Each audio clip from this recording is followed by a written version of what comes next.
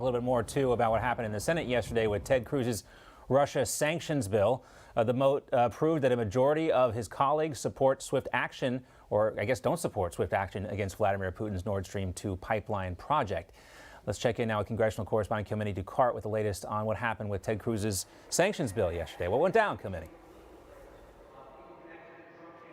John, the prospects for Cruz's Nord Stream 2 sanctions bill weren't good to begin with, but Republicans wanted to push ahead anyway and make their position known. The vote itself, 55 in favor, 44 against, just shy of the 60 votes it needed to pass, with a handful of Democrats voting for that measure. Democrats largely rejected that measure because they believed that it hurt Washington's allies and also harmed negotiations with Moscow. Voting rights. Probably every single one of us in this chamber agrees that the United States must be strong in confronting Putin and his destabilizing tactics in Eastern Europe and in Ukraine. But as my colleagues made clear this morning, Senator Cruz's bill, in our opinion, is the wrong answer at this time to deter President Putin's aggression. Well, Senator Cruz told me this in response to that failed vote. He said President Biden should listen to the Senate and to the people and the government of Ukraine and reverse his catastrophic decision to grant Russia waivers from congressionally mandated sanctions.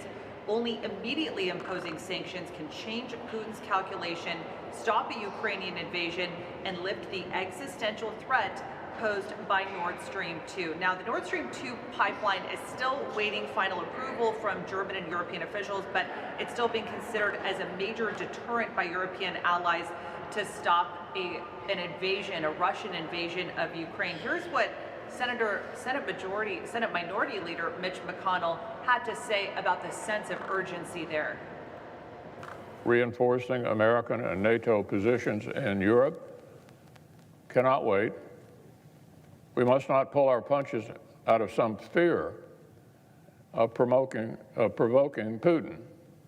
What will encourage Putin is if he senses American weakness.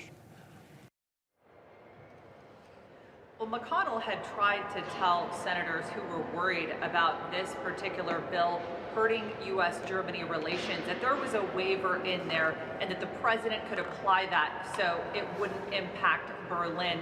But Democrats at this point are pushing forward with their own legislation, but it would only punish Russia after it invades Ukraine. All right, Kilmeny Ducart for us, live on Capitol Hill. Let's welcome in now former Ambassador Ric Grenell, former U.S. Ambassador to Germany, also the former acting director for national intelligence under President Trump. Ambassador, great to have you with us.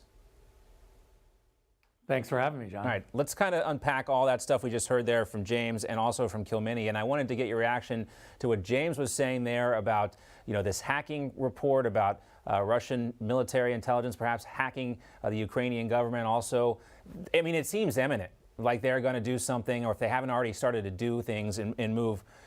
We also heard from the White House that they are prepared. What does that look like, or what does that actually mean? Well, let's have history as our guide. When the Russians did a buildup and took Crimea, a portion of Ukraine, and just took it, grabbed it, it was right after the Olympics, and it was after weeks of saying that we're not going to do anything, we're not going to have a military exercise. The same thing is happening now, where the Russians are telling the Europeans, the new government in Berlin, the new government in the United States through Biden, and they're saying the same thing. Don't worry, we're not going to take over. But we have this buildup, and now we have the Olympics coming up in early February. I would be watching very closely to see what the Russians do right after the Olympics when it comes to Ukraine. The Ukrainians have been asking for weapons. The Germans have said we don't want to give them weapons because we don't want to start a war. Remember, the Germans under Merkel, not under this current government because Merkel is gone, but the Germans under Merkel wanted to have this pipeline and were going to do anything to get this pipeline. But the Europeans did not want the Germans to get this pipeline because they knew it was a pipeline of influence, not just gas. So now what we have is the Biden administration misreading the Europeans. They're pretending like Berlin is the only European voice. And we also have to remember that the new government in Berlin is filled with the Green Party. They're a part of the coalition government, and the Greens are against this pipeline. It would be the perfect time for the Biden administration to say, we're going to support the European voices who are against this pipeline. We're going to stand up to Russia, and we are going to work with the new government in Berlin that doesn't want to have this pipeline implemented. At least the Green Party doesn't. All of those things that come together point to the fact that now is the time to stand up to Russia, but instead, we saw Democratic Senator Chris Murphy, who spent 4 years calling Donald Trump a Russian asset, vote against new sanctions on the pipeline. I don't know how he can explain it. He tried. But the reality is allowing the Russians to have this influence into Europe is not pro-Europe. You're not listening to the European voices. You're listening to just Berlin.